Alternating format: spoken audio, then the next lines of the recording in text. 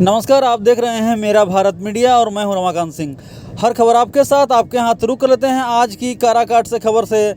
देश के चर्चित फायर ब्रांड मुस्लिम लीडर असदुद्दीन ओवैसी की पार्टी AIMIM के राष्ट्रीय प्रवक्ता आदिल हसन इन दिनों बिहार की हॉट सीट माने जाने वाली काराकाट संसदीय क्षेत्र में लगातार दौरे पर हैं और वे कैंडिडेट प्रियंका चौधरी के लिए लगातार जो है जनसंपर्क कर रहे हैं, सभाएं कर रहे हैं। और आपको बता दें कि वे आवाम से वोट देने की भी लगातार अपील कर रहे हैं, बल्कि विपक्षी प्रत्याशियों पर जोरदार हमला भी बहुत बेहतरीन ढंग से बोल रहे हैं। हमला बोलते हुए विपक्षी प्रत्याशियों की वे बखिया भी खूब उधेड़ रहे हैं। उनके निशाने पर रहने वाले प्रत्याशियों में NDA समर्थित राष्ट्रीय लोक मोर्चा के सुप्रीमो और पूर्व केंद्रीय मंत्री उपेंद्र कुशवाहा, निर्दलीय प्रत्याशी और भोजपुरी के पावर स्टार पवन सिंह, इंडी गठबंधन से समर्थित CPIML से प्रत्याशी पूर्व विधायक राजा राम सिंह शामिल हैं। आदिल हसन जी काराकाट लोकसभा क्षेत्र में जनसंपर्क के दौरान जहां भी जा रहे हैं इन दिनों प्रत्याशियों पर लगातार हमला बोल रहे हैं और वे लगातार उन्हें चुनावी मैदान में धूल चटा देने का भी प्रयास कर रहे हैं। आपको बता दें कि AIMIM जो पार्टी है इसमें ओवैसी जी लगातार जो है चुनाव जैसे जैसे नज़दीक आएगा वे सभाएं करके काराकाट में एक नई जान डालेंगे और निश्चित रूप से जो आप तस्वीरें देख पा रहे हैं आने वाले समय में निश्चित रूप से इसका जो परिणाम है वो पार्टी जो है सुखद अनुभूति के रूप में देखेगा। ये जानते हैं क्या कुछ जनसंपर्क के दौरान उन्होंने बताया। आपके बच्चों के लिए तैयारी के लिए सरकारी नौकरी और UPSC वो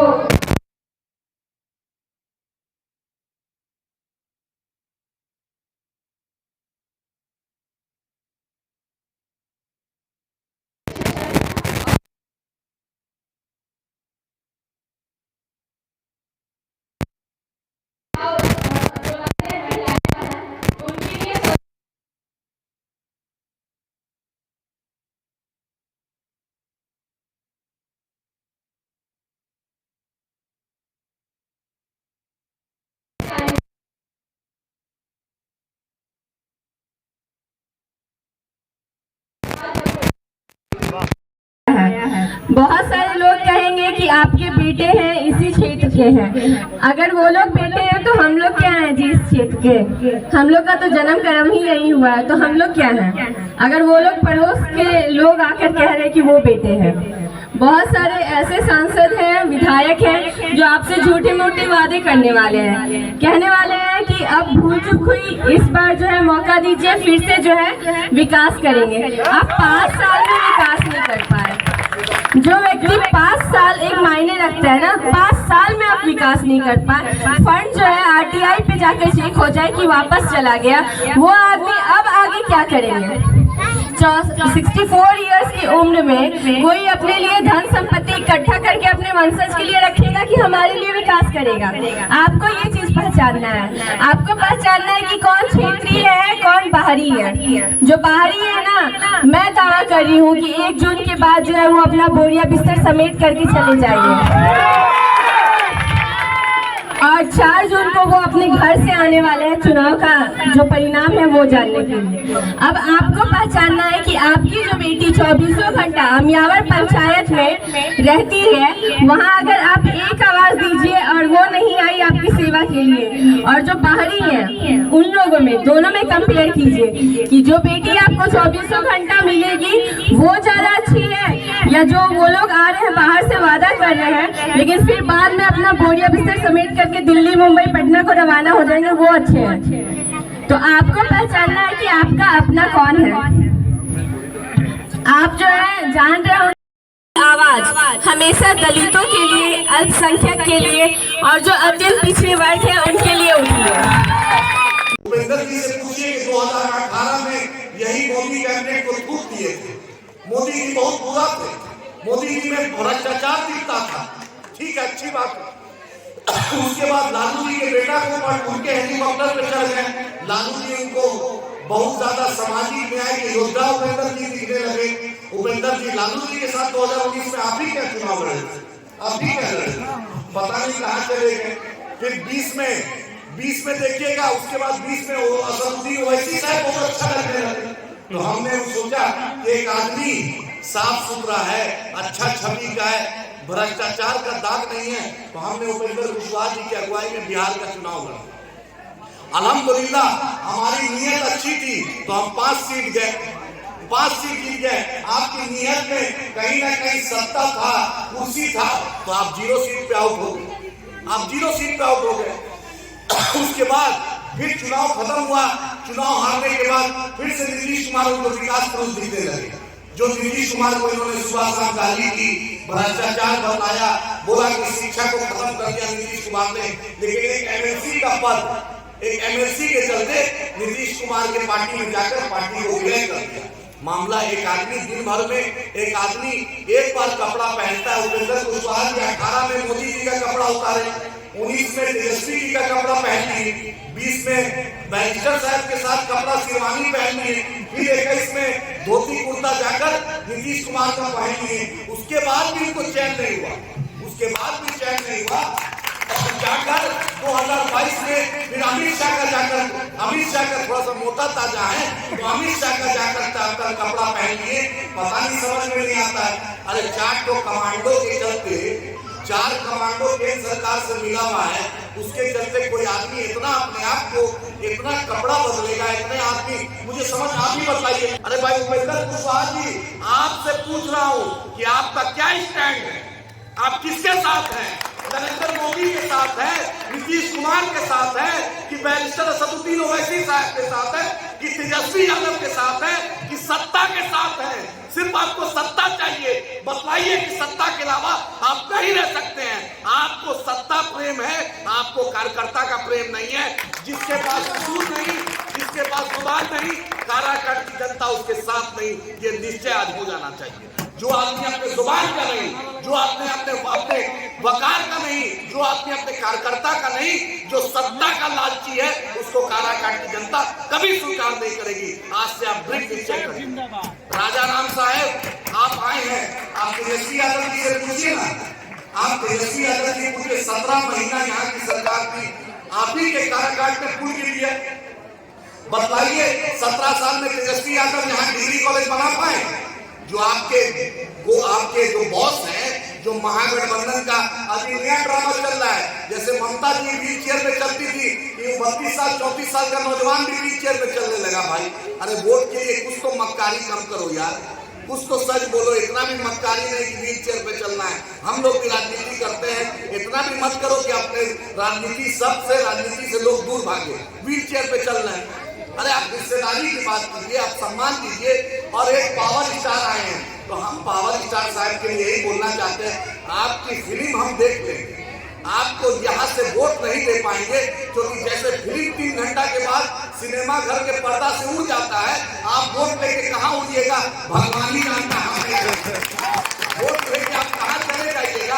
और यहाँ काराकाट में फिल्म सिटी नहीं चाहिए, काराकाट को अच्छा हॉस्पिटल चाहिए, काराकाट को डिग्री कॉलेज चाहिए, काराकाट को यहाँ जो सुपर फास्ट एक्सप्रेस चल रही है वहाँ का ठहराव चाहिए, अच्छा पुल चाहिए। आपके यहाँ जो सड़क पुल पुलिया देखे लगता है कि भारत का सबसे पिछड़ा इलाका है जो ऐसा सड़क सुविधा।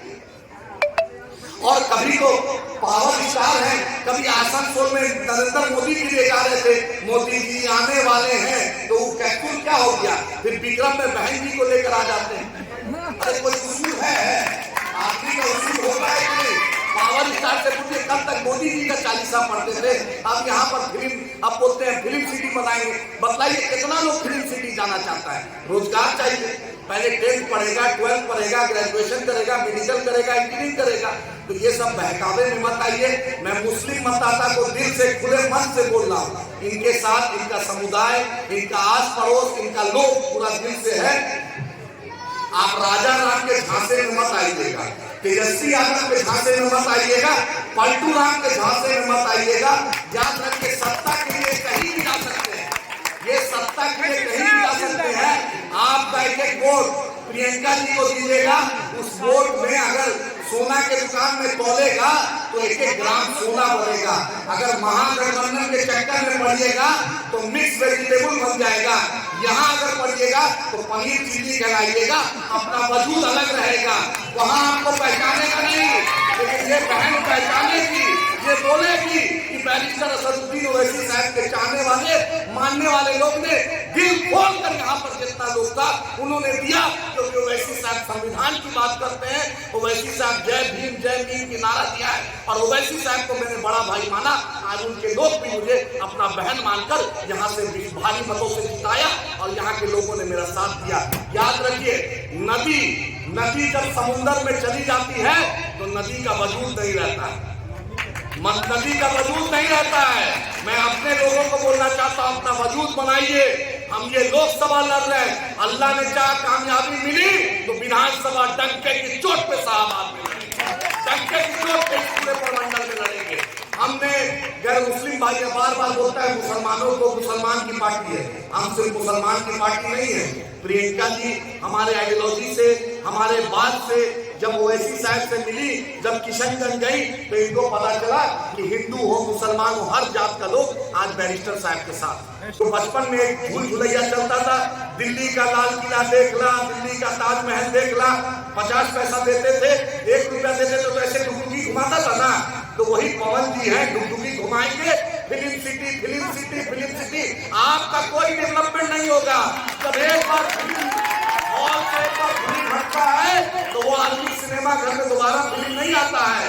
हजारों करोड़ रुपया स्टार कमा लेता है, दोबारा नहीं आता है। झांसा में मत आइएगा। याद रखिए, वो आदमी को धूप की तपिश नहीं पता है। उस आदमी को पता नहीं है कि 40 डिग्री और 45 डिग्री क्या है। मेरी बहन को पता है कि धूप क्या होता है। आंधी वो बॉम्बे से और दिल्ली से आने वाला नहीं रहेगा। जो नरेंद्र मोदी को धोखा दे सकता है, वो आरा की मिट्टी को धोखा दे सकता है, तो आपको और वो बीजेपी और उपेंद्र कुशवाहा में हम कोई फर्क नहीं मानते हैं। हम पवन जी में और उसमें कोई फर्क नहीं मानते हैं। आप स्टार हैं, हम आपको इज्जत देंगे, सब कुछ देंगे, लेकिन काराकाट का बागडोर में आपको नहीं देंगे। ये हमारा प्रण है, हम आपको नहीं देंगे। हमारी बहन बहुत ही अच्छे घर से आती है। इनके लोग, इनके समुदाय के लोग बहुत दिल से इनके साथ हैं। आप मेरी बहन को कामयाब कराइएगा तो ओवैसी साहब का ओवैसी स्कूल ऑफ एक्सीलेंस जो हैदराबाद में खुला है, आज वचन देकर जा रहे हैं कि काराकाट में भी इंशाअल्लाह ताला खोलेंगे। अपने लोग को पहचानिए, अपनी क़यादत को मजबूत कीजिए। बहन प्रियंका जी को कामयाब करके दिल्ली में बैरिस्टर असदुद्दीन ओवैसी साहब के हाथ को मजबूत कीजिए। और जो आपको बड़गलाएगा आरजेडी का लोग, उससे पूछिए कि आरजेडी के लोग जो तुमने झंडा और डंडा थामे हुए हो, उससे पूछिए जो शहाबुद्दीन साहब जैसा लीडर, उसकी लाश पर आरजेडी का लालू परिवार नहीं है। जो शहाबुद्दीन साहब का नहीं हुआ वो आपका भी कभी नहीं हो सकता, वो कभी नहीं हो सकता है।